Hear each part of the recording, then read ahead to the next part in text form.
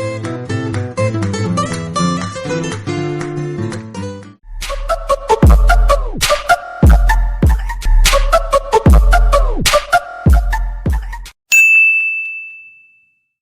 mga kakusina! Andito na naman ako upang maghandog sa inyo ng isang ubi crinkles. Gagawa po ako ngayon ng ubi crinkles. So, mga sangkap po natin sa ating ubi crinkles ay ubi jam, pwede din ubi na halaya, 1/2 cup brown sugar, 1/2 teaspoon salt,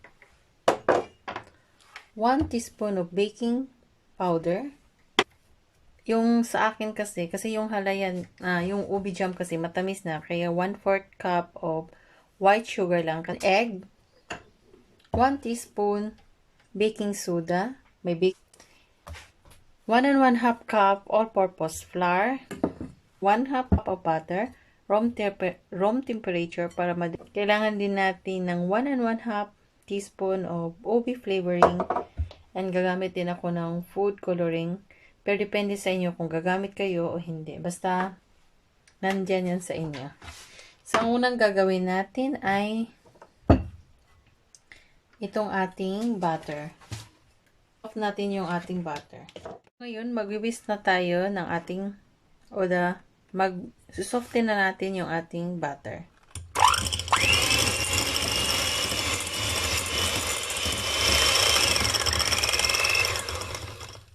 Madali lang siyang ma-soft dahil sa room temperature na siya. So, ilagay natin yung ating white sugar.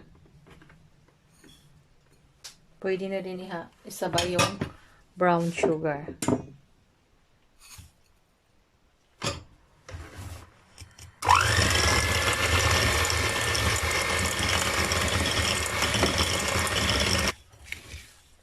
So, ganuhin ko muna.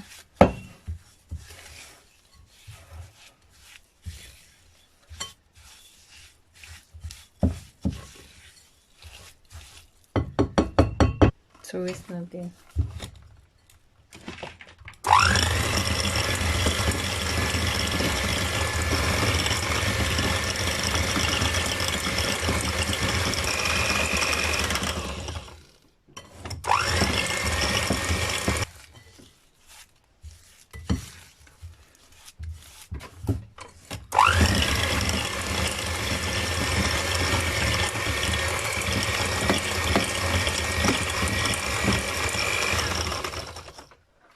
So, ngayon, ilagay natin yung itlog.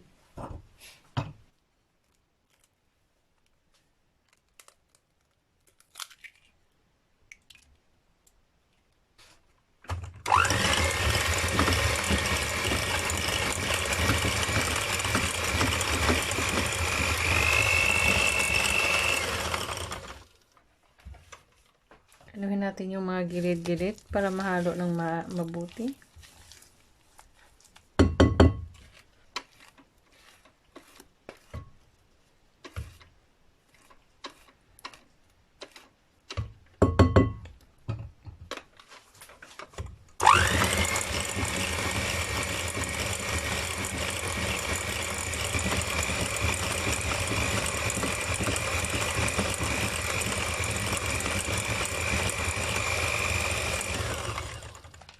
Tapos, ilagay natin yung ating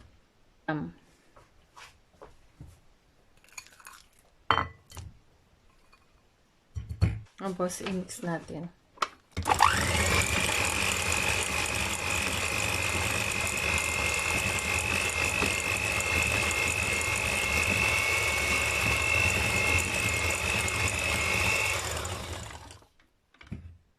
Ilagay tayo ng 1 and 1/2 teaspoon of ubi flavoring. Estimated ko siya, pero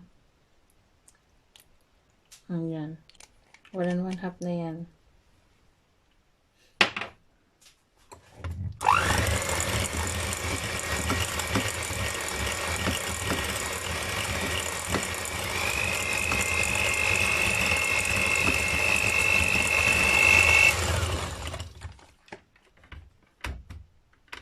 So, i-mix ko ito.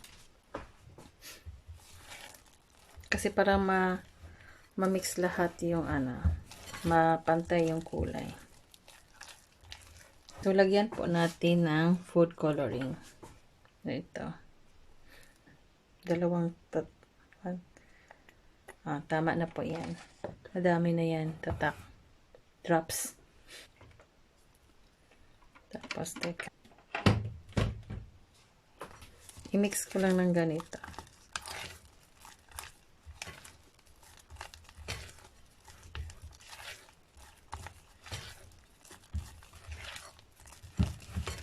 So, pakita ko sa iyo yung hitsura niya.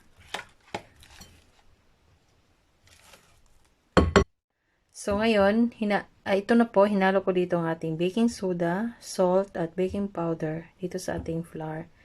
So, ilagay na po natin yung ating dry ingredients doon sa ating ubi mixture. Gamitan natin ito ng chef para salain natin. So, salain po natin siya. Para fine siya. So, ilagay natin lahat.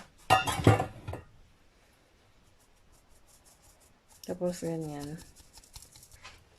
Tapos, i-spatula muna natin para hindi magliparan yung flour pag minix natin sa electric mixer.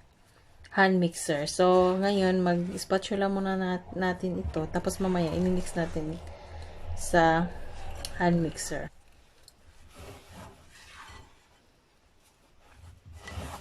Tapos, i-ref natin ito within 4 hours o overnight.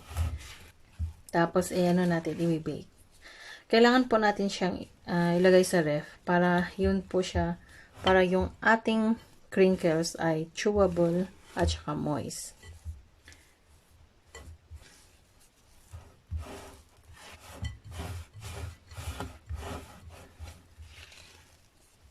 Bango ng ubi.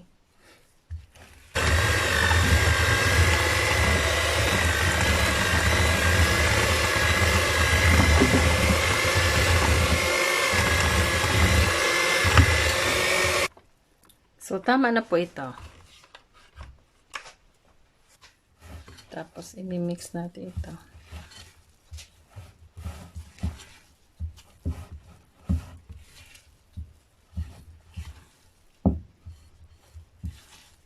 So, ilipat ko mo ito sa lagayan na maliit. So, ilipat ito dito sa lagayan.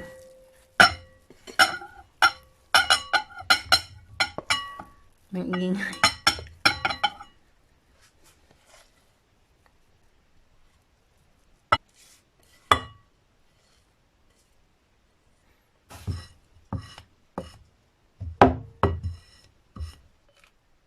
So,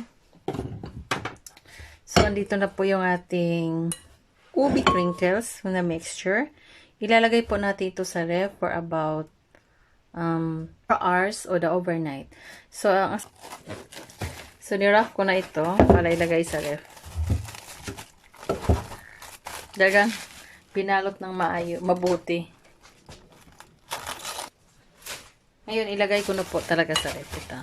Then, I will wait 4 hours saka natin i-bake. So, ngayon mga kakusina, nalagay na po natin ito sa ref ng matagal na panahon. So, form na po natin ito ng bilog. Tapos, i-coated natin dito. At saka i-bake natin sa oven at 170 degrees Celsius for about 10 minutes. Matigas na po ito yung ating crinkles dough. So, we need this one. Magbilog-bilog lang po tayo. Matigas na po siya. O, ito. So, malitin na po natin. Kasi pag malaki yung Tapos, bilogin natin ng ganito. Tapos, ilalagay natin sa sugar. Kasi, papakita ko mamaya sa inyo. Ganito lang. Bilog-bilog-bilog. Tapos, ibalot sa sugar. So, ipapakita ko sa inyo mamaya yung nabilog ko.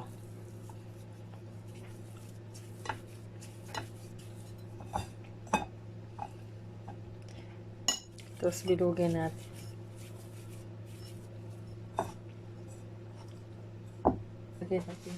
So, andito na po yung ating nabilog na ubi crinkles. So, ibibake na po ito natin. Sa ulitin ko, ibibake po natin ito sa 170 degrees Celsius for about 10 to 12 minutes. So ito na po ang mukha ng ating crinkles.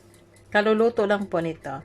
So, palamigin po natin, saka natin po ito ipapakita ko mamaya. So, ito na po siya. Natin siyang lumamig. Pag lumamig siya, saka natin makikita yung result niya. Sobra niyang lambot na crispy. Dito po crispy, tapos malambot yung sa gitna. So, ito na po yung ating ubi crinkles. Malamig na po siya, pinalamig ko na at saka nilagay ko na diyan. Iba po yung mukha niya, parang ganito, kaya hindi masyadong nakikita yung form at shape niya. So, tingnan natin po ang crispiness ng ating ubi crinkles. Malambot po siya at saka chewable at saka moist. Tingnan niyo. Napaka-moist niya.